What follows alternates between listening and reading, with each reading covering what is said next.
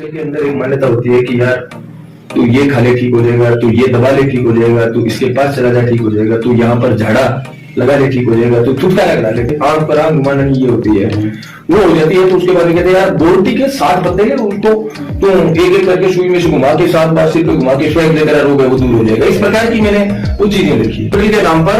और थाने तहसील के नाम पर मैं देखता हूँ गाँव में लोग डरते बहुत ज्यादा है। हड्डी का तो ऑपरेशन डाल के ही आपको दूसरी हड्डी लगानी पड़ती है। गाँव कोई कहते हैं बकरे की लगती है, कोई कहता है किसी और की लगती है। हकीमों से लोग इसलिए आसानी से मिल लेते हैं कि वो आप जैसे होते हैं, उनकी भाषा आपको आसान लगती है, वो आप जैसे रहन सहन वाले होते हैं, इसलिए आप उनसे डरते नहीं। और डॉक्टर कान के अंदर एक वो लगा हुआ होता है, हाथ में कैंची दिखाई देती है, आपको भी ऑपरेशन कर देगा जाते ही। डॉक्टर की छवि इमेज आपने इस प्रकार से बना रखी है। नमस्कार साथियों, मैं हरि बेनीवाल किसान जागृति मंच के एक और वीडियो में आपका स्वागत है।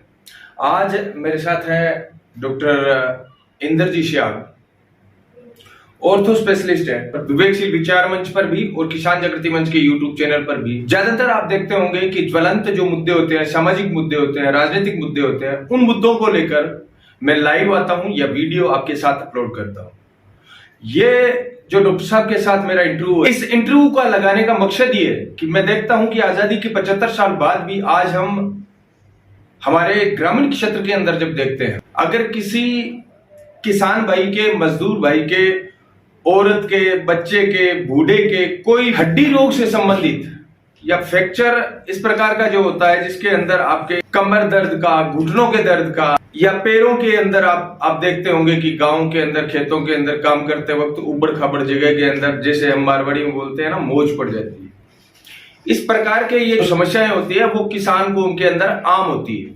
और ये धीरे धीरे क्योंकि हम इलाज से ज्यादा परहेज पर भरोसा करने वाले लोग हैं, किसान को ज्यादा प्राथमिक उपचार हम खेत के अंदर ही या हमारी पुरानी जो विधियां है उनके अनुसार कर देते हैं कि यार इसके लिए ये लगा दो, इसके लिए ये लगा दो, ऐसा हम सोचते हैं, ऐसा हम करते हैं प्राथमिक उपचार और उससे रिलीफ मिल जाता है तो ठीक है। और ज्यादातर मामले ऐसे होते हैं कि आपका दर्द सहन करने की आपकी क्षमता है वो 4-5 दिन के बाद में आप मेंटेन कर लेते हैं, उसके बाद में आप इलाज ही नहीं करवाते।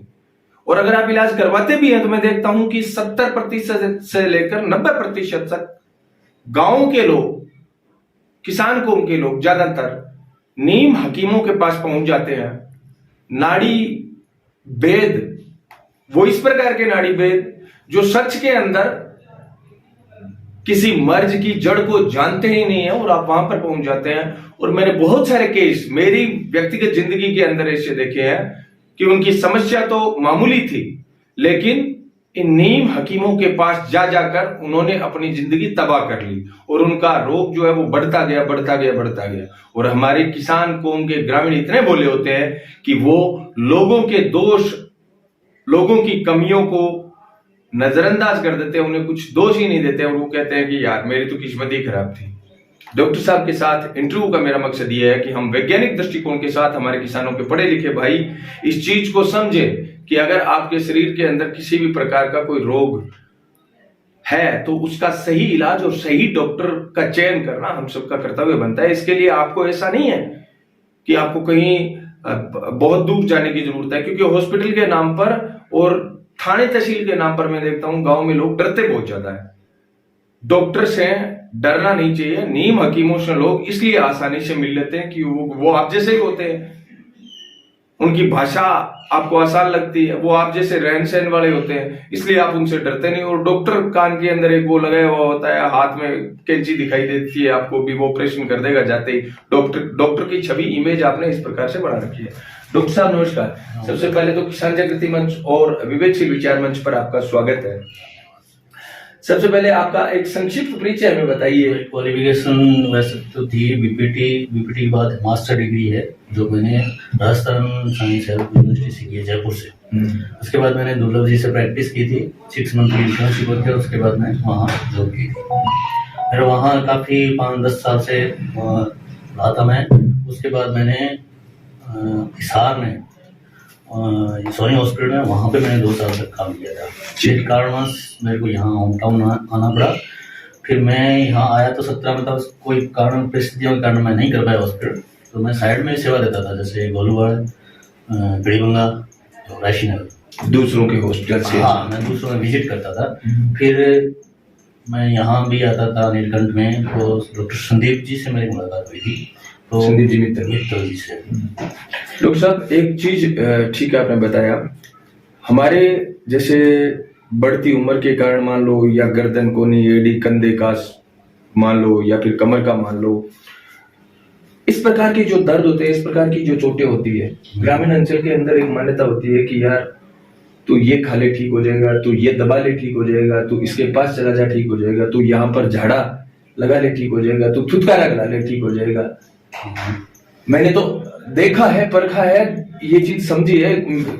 बच्चा था मैं जब खुद देखता था कि किसी के आंख पर आंख घुमाना ये होती है, वो हो जाती है, तो उसके बाद में कहते हैं यार बोरटी के 7 पत्ते ले, उसको तुम एक एक करके सुई में से घुमा के 7 बार सिर पे घुमा के फेंक दे, तेरा रोग है वो दूर हो जाएगा। इस प्रकार की मैंने वो चीजें देखी है। इस आपके फील्ड के अंदर जब आप होम टाउन जैसे सूरतगढ़ से किया और यहाँ से शुरू किया, आजादी के 75 साल बाद इस फील्ड के अंदर विशेषकर चिकित्सा के क्षेत्र के अंदर आपको क्या लगता है कितनी गुंजाइश होनी चाहिए थी और कितना ये स्ट्रक्चर है वो बढ़ना चाहिए था, नहीं बढ़ा है, उसका क्या कारण हो सकता है? ये जैसे तो देखे तो पद्धति बहुत पुरानी है, लेकिन इसका जैसे जैसे आधुनिक युग में तो इसका विस्तार हुआ है। ये पुराना अपने पहले करते थे, नीम कीमो के द्वारा फिजियोथेरेपी करती थी, ट्रीटमेंट नेचुरोपैथी बोलते थे अपने, जो आयुर्वेदिक ट्रीटमेंट में साथ में लिटा के मालिश भी करते थे, वो पद्धति है। उसको नए विस्तार रूप से फिजियोथेरेपी में किया है। तो इसमें ये क्या है कि गांव के लोग जो, एक मिनट बीच में टोकना चाहूंगा, एक नीम हकीमों का मैं बार बार नाम ले रहा हूं, मैं साथियों आपको बता देना चाहता हूं कि जो हमारी आयुर्वेदा है और जो हमारी एक्यूप्रेशर है या आयुर्वेदा मान लो, इस प्रकार की जो टेक्निक्स हैं जो वास्तव में साइंस के आधार पर जो है वो रोगों का निदान करते हैं, मैं उनके बारे में नहीं, नीम हकीम का मेरा मतलब यहाँ पर ये है कि जो सुनी सुनाई बात के आधार पर नाड़ देखना शुरू कर देते हैं, पॉइंट दबाना शुरू कर देते हैं, हाँ जी आपका दर्द दूर हो गया, मैं उन लोगों के बारे में बात कर रहा हूँ। हाँ डॉक्टर साहब आप आपकी बात जारी रखिए। वो पद्धति पुरानी है, इसको इसमें कन्वर्ट है, जैसे योगा ये पुराने टाइम से अपने चले आ रहे हैं, तो इसको क्या है कि कन्वर्ट करके उन्होंने फिजियोथेरेपी रूप दिया है। अब फिजियोथेरेपी क्या है, इसमें इलेक्ट्रिक थेरेपी भी आती है, मैनुअल थेरेपी हाथ से भी की जाती है, ड्राई नीडलिंग भी होती है, एक टेपिंग होती है। तो ये अलग अलग इसमें ही है सारी। इसका विस्तार से जैसे मरीज कोई आ गया, कमर दर्द का आ गया, तो पहले उसको एग्जामिनेशन होता है, मरीज की क्या स्थिति है, कौन सा ट्रीटमेंट होता है, वो प्रोटोकॉल चिकित्सक, सही चिकित्सक फिजियोथेरेपिस्ट, क्वालिफाइड फिजियोथेरेपिस्ट हो। इसमें बहुत सी ब्रांचें होती है, जैसे ऑर्थो, न्यूरो, सर्जिकल, ये सारी ब्रांच पर सारी चीज होती है। पर जैसे मरीज की कंडीशन है, हम एक उठा लेते हैं अपने लंबार बैक पेन की, उसके साथ में पेन, इसमें दर्द होता है, पैरों में भी चलता है, ये चीज होती है। तो इसमें क्यों होता है वो, तो वो ये होता है कि जैसे सिर्फ मणके होते हैं, अपने 23 मणके होते हैं रीढ़ की हड्डी में, ठीक है, सर्वाइकल अलग होता है थोड़ा सी। हाँ मैंने सुना है जैसे कि मणका हिल गया। हाँ मणका हिल गया, कोमल भाषा में कहते हैं मणका हिल गया। तो इसके बीच में एक गद्दी होती है, तो वो गद्दी जैसे सडनली अपने वजन उठा लिया या अपने पोस्चर आजकल क्या है कि जीवन शैली ऐसी है जिसमें अपने न तो घूमना फिरना होता है, न कुछ और होता है, नहीं आराम से बैठे खाओ। उसमें क्या आपने सडनली झुक गए या सडनली कोई वजन उठा लिया, तो वो क्या होता है, तो मसल्स होते हैं, मसल्स लूज होने की वजह से तो आगे पीछे जैसे वजन उठाते हैं तो डिस्क हिल जाती है। उसको अपने कॉमन में होते हैं, जैसे डिस्क बोलते हैं, मणके बोलते हैं, ये अलग अलग लोग अपनी भाषा में बोलते हैं। तो उनको हिल जाना ही होता है। फिर वो हिलने से क्या, जैसे मांसपेशियां कमजोरी हुई, वजन उस पर आया, तो उसमें एक तरल पदार्थ होता है, जिसमें गद्दी बोलते हैं, उसमें एक तरल पदार्थ है, वो थोड़ा स्पाइनल कॉर्ड बाहर आ जाता है। ठीक है, बाहर आ जाता है, उसमें साइडों में जो नर्व निकलती है स्पाइनल कॉर्ड में, तो नर्व निकलने से वो कंप्रेस होती है, कंप्रेस होता है, पैरों में झंझनाहट या सुन्नापन, तीखा दर्द वो रहता है। अब सही एग्जामिनेशन कहीं दबा लिया, अब उसमें दबाने की स्थिति आजकल बहुत ज्यादा चल रही है, तो क्या होता है, कंडीशन पे डिपेंड होता है। जब हम एक्सरे करवाते हैं, MRI करवाते हैं, तो उसमें क्या है, किस साइड से दबी है। कई बार क्या नीम हकीम करते हैं, हम दबाते हैं तो वो जिस साइड में दबी हो वहां और दब जाती है, फिर वो क्या कहते हैं, सब पर बिल्कुल सुनापन हो जाता है। भाई कई बार पेशेंट होते हैं, मेरे को ताता ठंडाई नहीं लग रहा, तो वो आ जाती है फिर ऑपरेशन स्टेज में। तो उसको अपने ऑपरेशन करने से उसका निदान होता है। उससे पहले अगर सीधे डायरेक्ट फिजियोथेरेपी के पास से क्वालिफाइड फिजियोथेरेपी के पास अगर पेशेंट आता है तो उसका 100% सफल इलाज फिजियोथेरेपी। क्योंकि मैंने देखा है कि गांवों में अगर रीढ़ की हड्डी से संबंधित किसी को चोट लग गई तो ज्यादातर ये लोग पहले से पूर्व धारणा यही है कि आपको तो अब चारपाई पे बिताने होंगे 2-2.5 साल, 3 साल, 5 साल या जिंदगी भर, क्योंकि रीढ़ की हड्डी का तो ऑपरेशन डाल के ही आपको दूसरी हड्डी लगानी पड़ती है, गाँव कोई कहते हैं बकरे की लगती है, कोई कहता है किसी और की लगती है, ठीक है ना। इस प्रकार से जो धारणाएं बनी हुई है, मेरा कहने का मतलब है चाहे आपके घुटने का है, चाहे आपके कोहनी का है, चाहे आपके गर्दन का है और चाहे आपके कमर का है, ये जो आपके फिजियो से संबंधित जितने भी चोटें हैं या रोग है या दर्द है,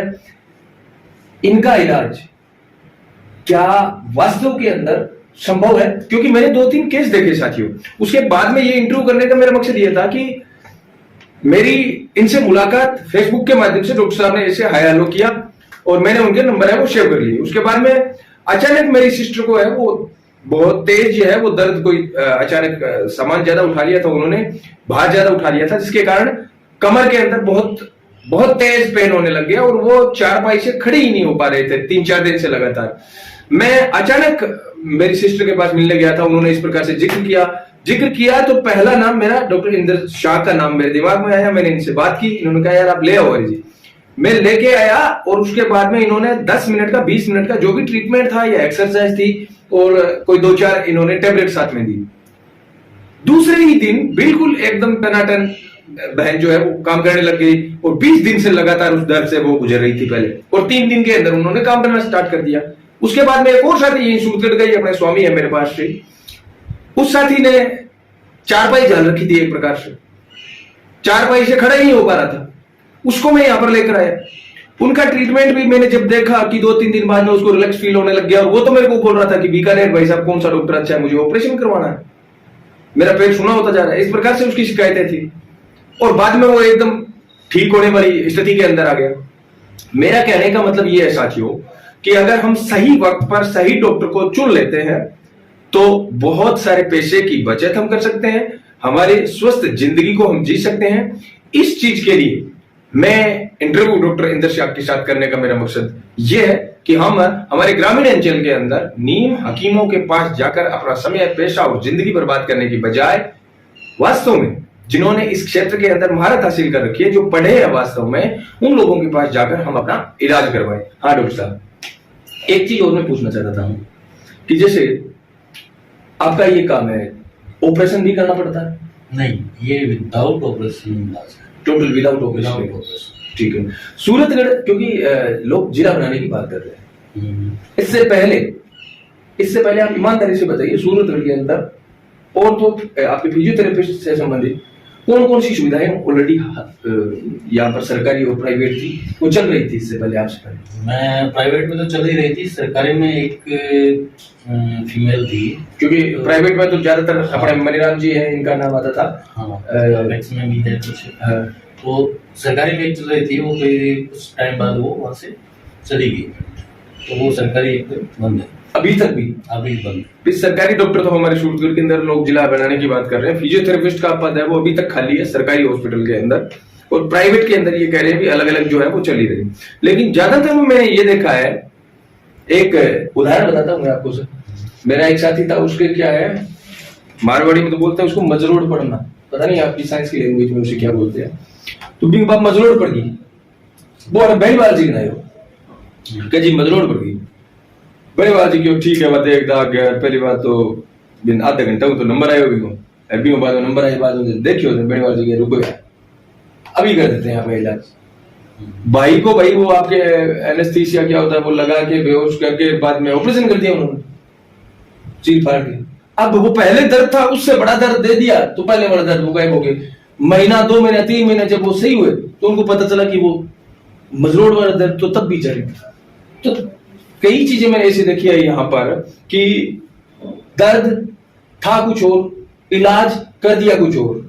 मैंने तो एक डेंटल का भी बताता हूँ, डॉक्टर का नाम लेना थोड़ा ठीक नहीं। एक डेंटल था, जाड़, मेरी खुद की साड़ी यहाँ पर बीएड करती थी, उसकी जाड़ बहुत ज्यादा दर्द कर रही थी, मैं उनके पास लेके गया था, अभी जाड़ निकलवाई। डॉक्टर साहब ने जिस जाड़ के अंदर दर्द था उसके पास वाली दूसरी जाड़ निकाल के छोड़ दी, और वो तब तक नहीं पता चला जब तक वो दर्द डॉक्टर ने जो दिया था वो खत्म नहीं हुआ। वो खत्म होना तब पता चला कि जीजा जी मेरे तो ये जाड़ तो अभी तक दर्द कर रही है, जो दर्द कर रही है वो तो जाड़ अंदर ही है, जो नहीं कर रही थी वो डॉक्टर साहब ने निकाल दी। तो इस पर आपका क्या कहना है, ये लोगों की जागरूकता की कमी के कारण हो रहा है या फिर मेडिकल फील्ड के अंदर डॉक्टर्स का अति आत्मविश्वास है वो इस चीज का जिम्मेदार है? उसमें जो कंडीशन पर डिपेंड करती है, उन्होंने क्या किया है क्या नहीं किया है, उसमें तो अपने वो ही जाने। लेकिन कई बार क्या है कि ध्यान नहीं होता, करना किसी को है तो बाय मिस्टेक कह सकते हैं। सूरतगढ़ और सूरतगढ़ के आसपास के जितने भी साथी हैं, अगर आप फिजियोथेरेपिस्ट से फिजियो से संबंधित किसी भी दिक्कत से गुजर रहे हैं, सफर कर रहे हैं, तो आप डॉक्टर हिंदर सियाग से एक बार जरूर मिले। मैं इनके कॉन्टैक्ट नंबर नीचे आपके डिस्प्ले में दिखाई आपको दे रहे हैं, वहां से आप इनसे संपर्क कर सकते हैं। धन्यवाद। धन्यवाद।